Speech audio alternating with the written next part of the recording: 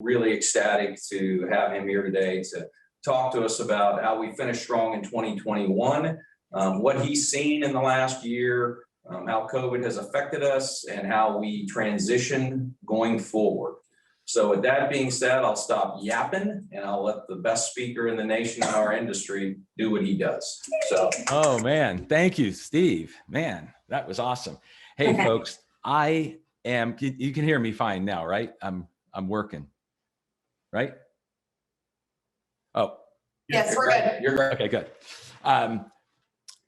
It is an honor to see you guys again. As a lot of you know, I've been around for a little while working with you as this organization has grown. And I want to piggyback on something Todd said to you. You know, Todd has come to you since April from outside. Those of you who've been with Schmidt family of companies for a while, I want you to listen carefully. Everyone that comes to you from the outside says, what an amazing company. You guys are the best. You have more stuff than anyone else. Sometimes we can lose sight of that and it becomes routine. I want you to know I'm blessed to do this all over the world with companies. And you guys have one of the most amazing organizations and the support systems that are behind you that can help you succeed, and the winning differences between the brands that you have access to and the Schmidt family of companies. No one should ever beat you. I just want to say that to start. What I want to do, I was in the studio and we actually got hit by lightning and lost some equipment yesterday. And I have a feeling something we just didn't find is not working back there. So I'm sitting at my desk with you and I'm going to share my screen with a PowerPoint because it's important to always have a visual. But before I get into that, I want to talk to you about some opening thoughts. And those opening thoughts are the following. If you've been following the news, we've got all kinds of things happening in our industry. Maybe you read it wasn't Inman, it was Res Media, that Google has finally said, yes, that they're going to phase out third-party cookie opportunities. That's where cookies track us. And that's how a lot of the lead generation companies get leads to sell us, is through third-party cookies. So they're looking in the next 12 to 18 months of phasing that out. And it's being phased out. Other search engines have already phased it out because it's being looked at hard by the Department of Justice that using cookies might be violating some antitrust laws or things like that. So there's a disruption. Now, it's a great disruption for us because now first-party information becomes incredibly valuable, and that's your CRM. Creating, maintaining, and building your core 300, which we talk about in a program I teach, is going to become more valuable than ever as we phase out third-party cookies. And these technology companies are gonna have to find a different way to mine data to sell to us. So if you're on that side of the business, you might want to start looking to get off of that side, because who knows how long it will take them to get back into that business model. Another thing is NAR, National Association of Realtors, is battling a lawsuit with the Department of Justice over antitrust, and that's coming from disruptors. Disruptors coming into the marketplace, they're trying to do this job differently. I have no comment about the way they're doing it differently, but some of those different approaches are not the traditional way we look at real estate or how we want to treat our customer or client. And so some of the NAR rules and regulations they're going after. And so that's a little bit of a disruption. We have big tranches of money coming into these other disruptive services like iBuyers and stuff. You know, I just saw that one of the iBuyer companies just got another $500 million or something to be able to move into higher priced markets than they've been in before. So all these disruptions are there. And what I want to say to you is this: if you're looking at any of these disruptors, stop. They make up a fraction of the marketplace at the end of the day. The consumer still wants that trusted advisor that delivers an amazing customer experience by using winning differences that matter. And you work for the best company, you have the best branding to deliver on those winning differences. If we put blinders on and move forward confidently that our value proposition is desired, wanted, and will work every time, then you'll have no problem. Let the competition, let the other agents worry about running to the bottom of discounting and everything to try to compete. Elevate yourself and great things will happen. So there's some opening thoughts that I have for you. And the good news is that you can beat anybody with what you already have. You don't need to worry about what disruptors are doing. So I'm going to go to my screen, and I already have a couple slides for what I just talked about. So here's what I want you to think about. To finish strong in 2021, first thing, you need to know your go-to-market plan. There's many different ways to run our business as a real estate professional. Do you have clarity in your go-to-market plan? And if you don't, I need you to get clarity. Without clarity there, you will become reactive to the marketplace, meaning you will react to what's going on instead of attack what's going on. But you also have to know your business model. What business model are you running? Are you more of a listing-based agent? You a balanced agent? You a buyer agent? Where is your business model? And have you target trained into the skills and strategies to be the best you can be? You just heard Deanna talk about, we have a lot of people that have moved to the buyer side of the business, and I'll address that in a moment. So what is success? Again, Steve was very kind in his introduction. I've got 35 years doing this. Tens of thousands of agents, hundreds or thousands of companies. And I've developed over the years what is success from interviewing people. So I want to share it with you. I've shared it with some of you before. Success for a real estate professional is, one, to consistently exceed their annual income goal. I get so frustrated when I hear people say, I hope I can make. Guys, this is a business that is about as solid as you can get in its analytics to make money. The behaviors, the strategies, the skills are clear. And when we follow them, we make the money we want. So success is, if I want 100 grand, I made 101. If I want 250, I made 251. There's no mystery in our income. Second is running my business versus my business running me.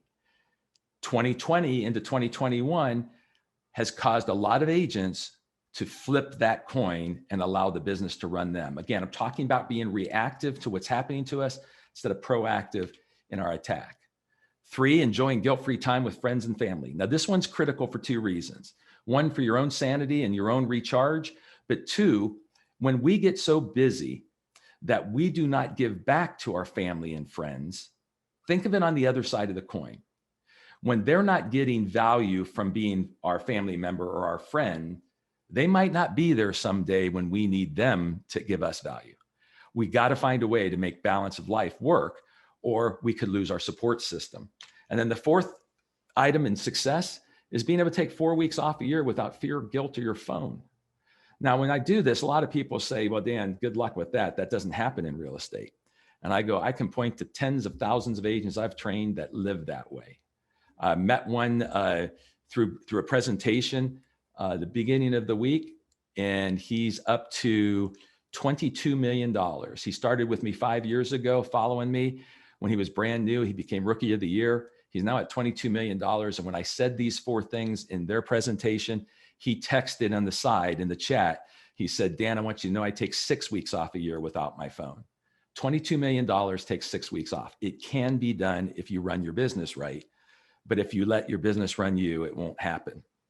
So open up your chats, everybody. I want you to open up chat, and I want you to be able to send me some thoughts. So I'm going to have chat opened as well, so I can look at it. And what I want to do is I want you to tell me, what are the things that get in the way of success? Just give me some thoughts right now that get in the way of success. I'm going to unshare, check out myself. Thank you. Appreciate that. Inventory, myself, me, I'm my worst enemy, idle chatter, fear of winning, distractions, inventory, appraisal problems, limited goals, distractions. I think that one was ignorant buyers.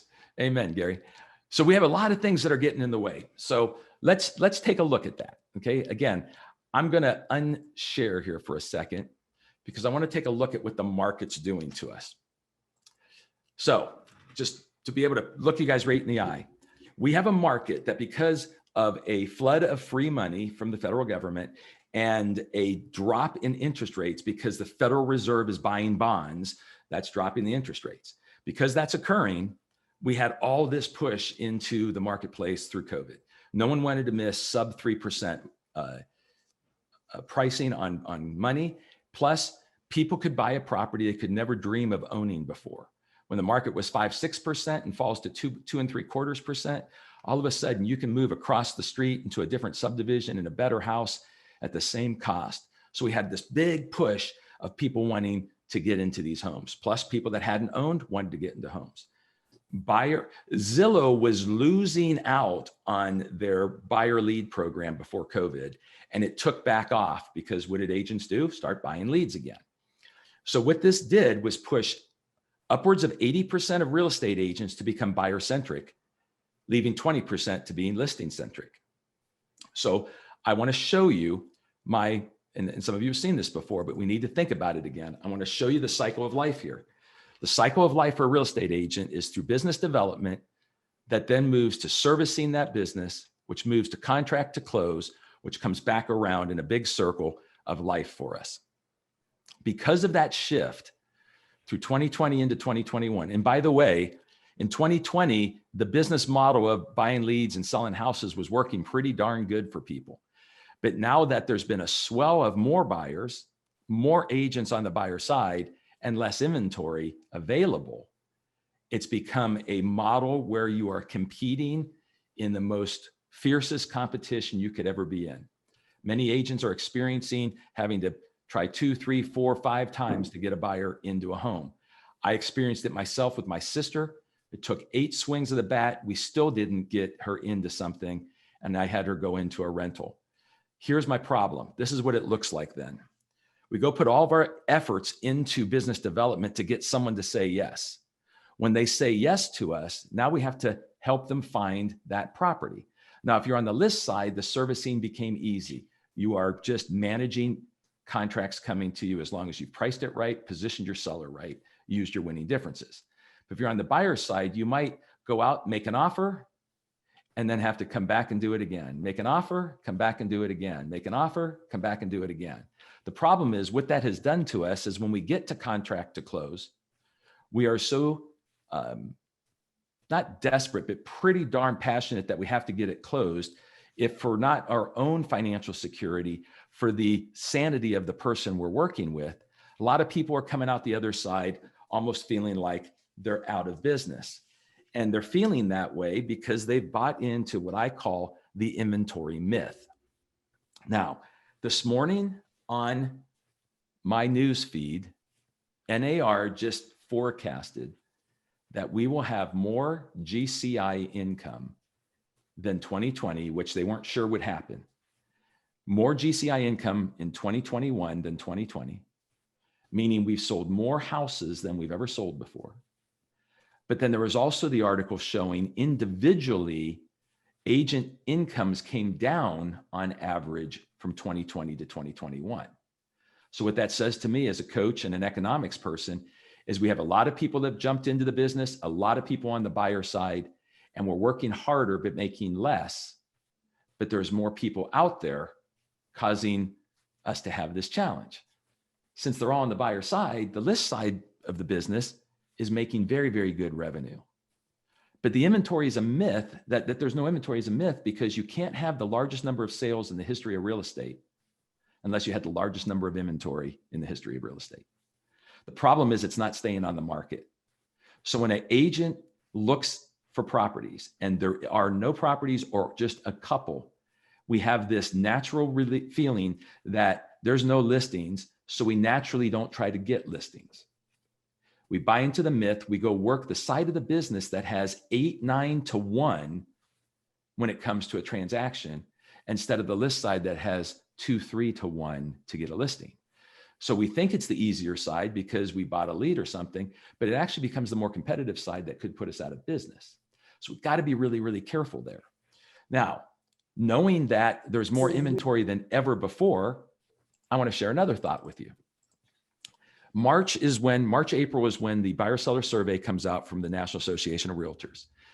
In 2020 survey, 73% of sellers that sold their house said they found their agent through their sphere of influence. 73% of the inventory that sold knew the agent they were going to list. 77% of sellers that sold their house said they only talked to one agent. And that makes total sense if they're going to their sphere. So if Steve's in my sphere and I call Steve and say, I'm thinking about selling, he goes, let me come over and work with you. He's going to get my business.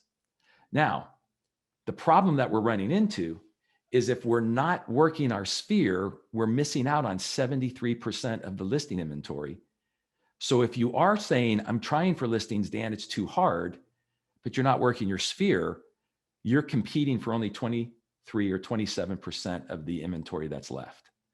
Sphere is the number one source of business. Deanna said it, you list to live. Listing people make it. So write this down for me, please. As a 35-year veteran, I know this to be true. There is always enough buyers for a listing agent. Buyer being defined as someone who is qualified and capable to compete in the marketplace, meaning bid up if they need to, come with extra if they need to. There's always enough buyers for listing agents, but there's not always enough buyers for buyer agents. There's always enough bodies running around, but not always enough buyers. Now, here's the next stat that I learned. 54% of sellers that purchased in 2020 bought their next property from their agent.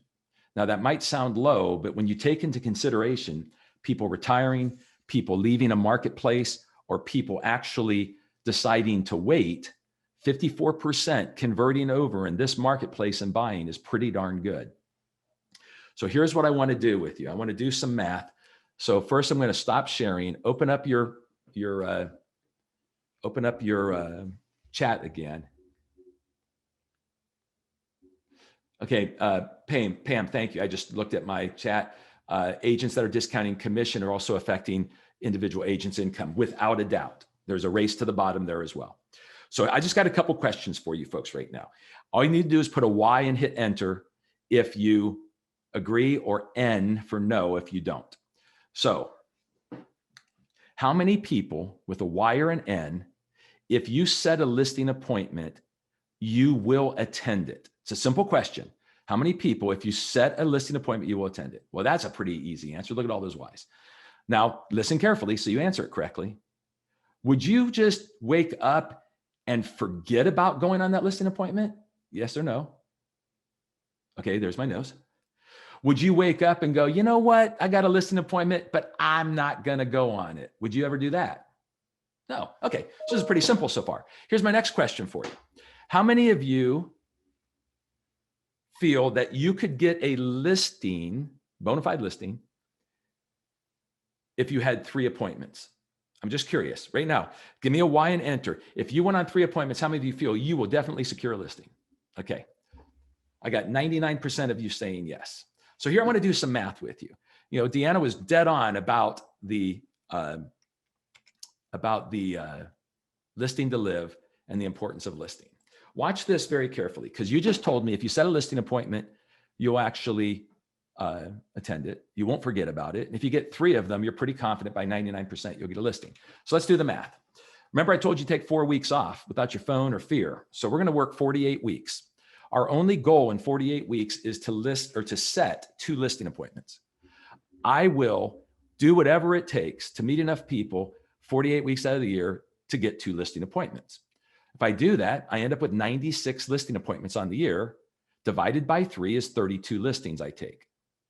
Now, let's say only 80% of your listings sell. I know it's higher right now, but I want to be conservative. If only 80% of the listings I take sell, I will have 26 sold listings. If 54% of my sellers buy from me, I'll have 14 sales. So 26 and 14 gives me 40 transactions. So at 40 transactions, let's just take an average price of $300,000. I just did $12 million and sold real estate. And I'm sorry, at $12 million, you're in the top 5% of performers in real estate. So $12 million. And the good news here is the following. You never worked with a buyer that wasn't already your seller. Let me say that again. You never worked with a buyer that wasn't already your seller. Now I'm going to stop sharing for a second. And I want you to tell me in the chat, with a why or a no, how many of you would like to have every time you work with a buyer that it was a seller you just sold their house and you had their loyalty, you had their motivation, and you know they were qualified? That's a no-brainer right there. Now, all I asked you to do, listen carefully, is set 2 listing appointments a week for 48 weeks. I mean, you already answered the questions. If you set the appointment, you attend it. If you get 3 of them, you'll get a listing. I went down to 80% selling, 54% converting with you. There's $12 million. Now, Y or N for this question? If you did what I just asked you to do, might you double dip 1 or 2 of those deals in this market having that inventory? Put a Y or an N. There's a Y. So let's say we get 3 more transactions because of that. Let me ask you this.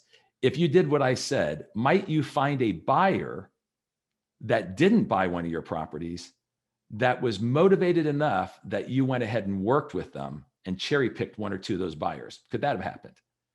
There you go. So I might cherry pick 3 buyers, double dip 3 deals. I got 6 more transactions. I've got over 2 million more. I'm at 14 million. Let me ask you one more thing. Yes or no? If you took those listings, if you took that many listings in the year, would you have buyer opportunities that you don't want to deal with come through? Yes or no?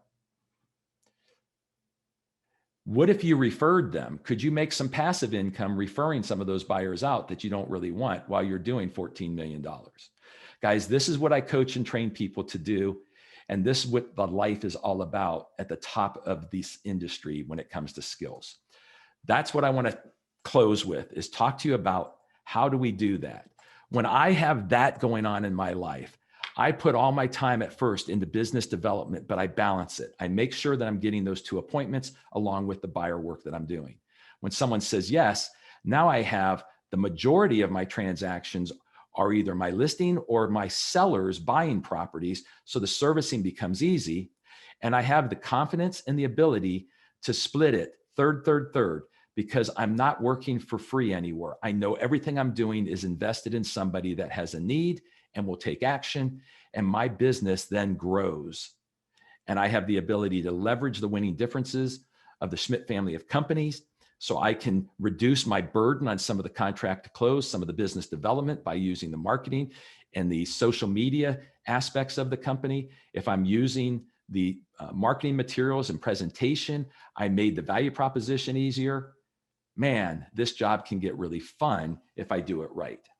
But it requires certain skills for us to pull this off. So here's what I want you to do. I want you to think about the skills and open up your chat again. And I want you to tell me if the skills are the following. How many people believe that prospecting skills are necessary? And those of you without chat, raise your hand. I can see a lot of people in rooms. Raise your hand if prospecting skills are necessary. Boom, without a doubt. But sphere of influence has about a dozen ways that you can go after your sphere to gain that 73%, but it has to be purposeful. Google stops the third-party cookies. All of a sudden, my sphere, my CRM becomes amazingly valuable because I can go direct market while the rest of the people trying to buy that stuff will have to wait until they figure a new way to mine. How about presentation and value proposition skills? Yes or no? How about conversion skills? Conversion skills is this. Now, if I was live with you, I would have someone stand up and I would say, hey, Bill, Dan, how you doing, man? You know what? We just paid our house off. We're thinking about buying maybe our first rental property. What do you think? How many of you, by a show of Y for yes, believe that the person I would have done that with would have had a habit of saying this? Well, tell me what you're looking for. I'll start sending you some information. And raise your hand if you think that might be the response when I did that. Hey, Dan, let me get your email. Let me start sending you some information. Let's see what we can do. That becomes the habit in somebody, where conversion technique goes like this. Dan, it'd be an honor to work with you to get your first property, to go ahead and rent. I really need to go over some stuff with you first. Would you have some time on Thursday? Or would Friday be better for us to sit down and really take a serious look at this? The conversion skill, instead of the habit of jumping and running, is necessary to make things happen. Vetting skills, write this down. If you're a Training Academy follower, I talk about buyers are qualified in 3 areas: financial, emotional, and urgency. Let me give you a fourth now because of the market we're in. Competition. Can they compete? If they're buying the type of house that everybody wants to buy, you know it's going to be a bidding war. So if you can't find out from your buyer, are you ready to compete and do you have the wherewithal to compete? You might take a perfectly fine buyer in a normal market that would be highly qualified and go in and lose over and over again, and not only frustrate yourself, but frustrate that buyer. Closing and gaining commitment without pressuring people. Objection handling. There's a lot of concerns in the marketplace. So there's some objections to handle. And then having those confrontational skills to be able to do this job right. So here's my question. I'm going to stop sharing.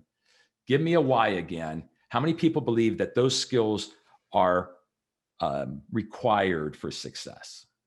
Honestly, that if you owned all those skills, that you would have no problem whatsoever. So that's what I want to talk about. So how do we achieve that level of skill? And that boils down to our ability to have what we call technique mastery. And technique mastery boils down to the ability to duplicate any skill or strategy on demand without fear.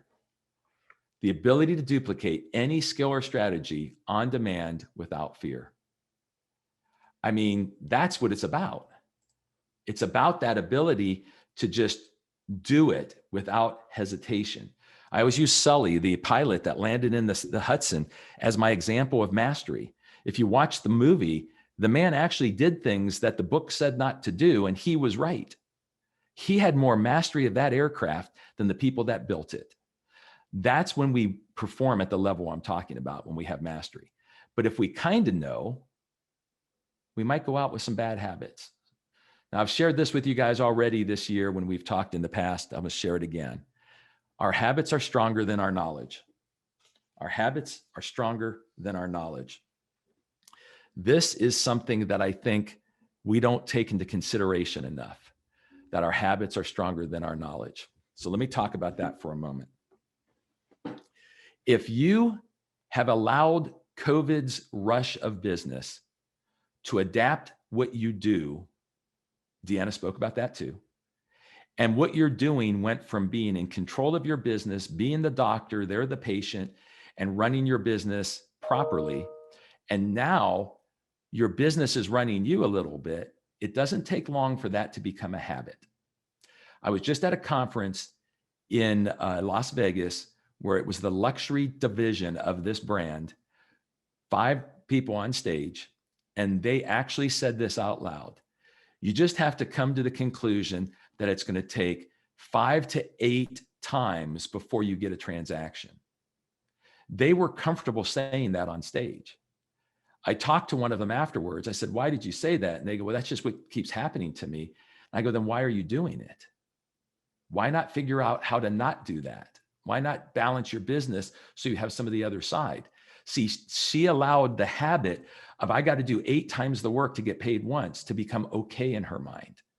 So habits can take over, but our knowledge, if I interviewed her and said, should you be in control of your business? Yes, Dan. Should you make sure everybody can act? Yes, Dan. Why aren't you doing it? Oh, because this market has watered down my skill set and I've created a habit to address the marketplace instead of a habit to attack the marketplace. That's what I mean by habits are stronger than knowledge. We got to make sure that the habits we employ are purposeful, built in a way to attack the marketplace. So how do we make sure we have continued success and we end strong? By golly, we have to master the full complement of professional skills. You guys are amazing. I just heard Tom talking about how amazing you were. I just had Steve tell me how great we were doing. We're at high tide right now. I'm proud of every single one of you, but inflation is poking its ugly head out. There's forecasts going into the fourth quarter that this market might rotate a little bit. And the agents that get the full complementary of skills, the agents that go back out there and work the sphere to get inventory, will be the agents that survive whatever this market's going to do whenever it's going to do it. Agents that keep doing the same thing that were COVID habits, as we rotate out of it, might find themselves looking for a job. And you guys work for an amazing company. I'd never want to see that happen to any of you. So balancing your business moving forward is the number one opportunity to end strong. You only have about 20% of agents trying purposely on that side of the business, but you're competing with 80% of the agents on the buyer side. So I'm not asking you to stop working your buyers. I'm asking you to get the skill sets to vet them properly, to line them up prioritized right. Because if some can't compete, I was just in California, in Southern California, where Camp Pendleton is. And the company I was working with said, Dan, we've got all these veterans and we just can't get them in a house. I love my veterans, guys. I bleed for them. They are amazing people. But I had to say to that agent, you might have to have a tough conversation with them and say, VA terms in Southern California just aren't going to cut it today because there's too many people coming in and overbidding property that have the cash. And they're like, but they need a house. How many times have you tried to get them in one? This guy said 12 times with one of the veterans. And I said, have you been even close to winning the bid? He goes, no, because he can't make differences because of a VA loan. I go, so sometimes it's the right thing to do to counsel people that this market, you cannot compete. And if an agent is with someone that cannot compete, then they're not delivering the value that they could deliver, not only to that person's frustration, but to the person that needs you that can't get you while you're with someone that can't do the job. So think through all that. Servant leadership is important, folks, but sometimes honesty with people is the best way to be a good servant leader. Succeeding moving forward is going to be so much more than leads. And I need you to rotate into that new business model. So some quick thoughts. And I'm going to stop sharing and I'll take some questions before I close. I am passionate about this business right now. Tom said it too. We are in the greatest business in the world. The only thing between me and everything I ever wanted is between my ears. My own attitudes and skills are the only thing that are stopping me from having the greatest life I ever want. But if I don't develop those skills, I'll have a problem. And then there's habits. If I don't focus on my bad habits, I will have a problem performing because habits are stronger than my knowledge. Let me open it up. You can unmute if you want, or just type in a question. Does anyone have a question of me before I close? Give you some thoughts and let your fearless leader take you down the path. Okay, William, what's your single most successful habit that helps you grow your sphere of influence? That habit is the desire and discipline to give X calls a day to people you know. So let's say it's 5. I've got a saying in my head. I want 1 hour a day, 5 days a week, 48 weeks a year. I call it 1-5-48. If I'll take an hour, Bill, 5 days a week, 48 weeks a year, and that hour means I'm engaged in talking to people in my sphere. And then I move on with the noise of the day. If I did that for 48 weeks, life would be amazing. Can you share your thoughts on potential foreclosures? Yeah, I just read this morning that we have 17% of mortgages at a 90-day past due. That scares me a little. It's not enough to disrupt our market, but it's enough to cool it. Because if that starts to come, if those foreclosures come through and come onto the market, you want to be a listing agent, guys. You want to go out there and list property. You want to be on the list side, because what will happen is it will cool the market down a little bit and the buyer side will suffer even more. But because of the health of this economy and the rebound, there'll be more than enough business to do. It just might not be as plentiful, in my opinion, if foreclosures hit. Don't forget the handwritten notes. Thank you, Tammy. God bless you. Yes, Tammy is correct. If there's a way that you can do this, handwritten notes to your sphere has an amazing impact, because no one writes a note anymore. And mailing it with a stamp and a hand-addressed envelope, you will get more than you've ever gotten in praise from people, because people get excited when they actually have something in the mail that has value and matters. No, I don't think they have judgments already to Pam, because I think the moratoriums are still in place where they haven't been able to move forward. So these are just, delinquencies. But also understand this, guys. The other thing about the delinquencies is when they looked at the range of wealth of the people, some of those delinquencies, about a third of them, are in the hands of people that are wealthy. And I had a very good financial person that I know say this. He believes that some of these people are doing, yes, Steve, that some of these people are doing foregoing paying their bills just to save money, and they'll catch it up because they've got the wealth to do so. So with that, guys, let me close with you here.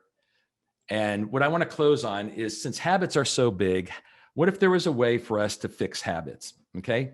So some of you out there are graduates of our program, Real Estate SWAT School. We ran it a year and a half ago, I think, maybe 2 years ago. And what we did was I took SWAT and we put it into an on-demand format. I went to the studio, and at the beginning of this year, just came out in April, I created SWAT on Demand. For those of you who don't know SWAT, SWAT stands for Superior Winning Differences and Technique Mastery. This is designed for both experienced and new agents. SWAT on Demand is literally the owner's manual for how to run a profitable real estate business in today's world. SWAT agents have that full complement of skills and strategies. And to my SWAT agents out there, this program is all SWAT. The only thing that's not there is me standing live in front of you. I'm there in the studio engaging you. Now, when we talked about those areas we need to master, the business development area, SWAT will give you your core 300, which is your sphere, how to meet those people, those dozen different ways of getting out there and finding a way. FSBOs and expireds will come back on market, guys. As this market rotates, we got to have those skills. Digital prospecting, that's using social media proactively, not reactively. There's some really cool ways to prospect digitally. Securing that appointment, knowing that appointment process. I'm the doctor, they're the patient. They're not running me any longer. Then we have presentation and value proposition skills, and then that commitment skill. How do we get yeses? On the servicing side, leveraging those winning differences between Coldwell Banker and the C21 brand that you folks have, and then Schmidt family of companies winning differences. No one should ever beat you when you properly present them. Open house technique on how to turn that into gaining more listings, managing listing inventory, because as we go from houses selling in days to selling in weeks and months, you will need the skills of how to manage a seller. Demonstration technique, so you're not just in there with a buyer that might buy, you know how to cause them to say yes. If they're not saying yes, you've got the skill sets to reevaluate them so you know whether or not they should be worked with. And again, commitment and closing skills. And then we get into offers and counter offers from a strategy perspective, so you can be the best at negotiation and also on using reverse offers when necessary. The last one is all about self-management skills. Do you have your checklist? Do you understand the vendors you work with? Do you know the dates and deadlines to be followed on the contract? And then have you created it in such a way, either electronically in your CRM or in paper, to make sure that you know how and when to contact key people? But the bottom part of this, the last one, is confrontation skills. Things happen where we have to get people back on track, and confrontation skills are not negative. Confrontation skills is the ability to make sure people get back into their lane and do their job. And at the end of the day, they love you for it. But if we leave those to unattended, we get drama in that last box. Now, it's an 8-week program. It's a learning management program from the studio. You will sign in. It's like taking like a college course. You will sign in. You will take 1 day a week to watch about 2 hours of video learning. There's downloads of a SWAT manual. So you'll have your SWAT manual to fill in the blanks and take your notes. At the end of the class, you get a homework assignment to go out and execute on 4 or 5 objectives, just like SWAT was live. In this program, you get 10 weeks to complete the 8. In the live program, if you missed a class, you missed it. In this program, if you miss a class or you miss 2 weeks, you still have the time to make it up. You get 10 weeks to complete the 8 weeks. Again, it's all video-based training, and it's the how-to in today's market with what's happening to us. Like I said, I just came out of the studio with this content in April. You're going to get scripts, talk tracks, letters, and forms in a download format for you to be able to use, plagiarize, and put to work, all to help you implement this. SWAT graduates, we've taken this to a new high, folks. SWAT graduates will now be offered free SWAT Roundup webinars that we will put on, that will be free, they won't cost you anything, of other SWAT graduates to keep our skills sharp and our strategies sharp. So moving forward from graduating, you'll get invited to SWAT graduating opportunities to continue to grow. Now, the cool thing about this is this 8 weeks of training, because it's coming from a learning management system, we're able to offer for $279. Now, those of you who went through SWAT, SWAT's like an $800 program that when it was live. To be able to get that content for $279 is simply amazing. But Steve's looking at me right now. I can see him. You guys work for Schmidt family of companies. They believe in training and they have an amazing opportunity for you. So here's what I want to share with you. I offered, along with them, to take a portion of every student's tuition and put it into a fund for them to have a statewide listing contest. Now, because I'm contributing to this, it's only for SWAT agents. It's not for anyone else in the company because I'm putting my money in. So if you go through SWAT, you get to compete for a cruise for two, both individuals and teams. You can get with your manager to get more details on how the point system works and what happens. This will close the end of September for the SWAT agents. So that means you have to be up and running in the next week, and you have those 10 weeks to complete the program. The other thing we did with some of the money that we threw in and that Schmidt threw in, there was enough to do a discount. So now we've taken it down to $249. That is a fraction of a fraction of a fraction of a transaction, guys. $249 to get the best training, the most recent training in the marketplace. And all you have to do is go to RE-SWAT School, reswatschool.com. And for 2 weeks, this code, SFOC, Schmidt Family of Companies, FL, will give you that opportunity for that contest and for that discount.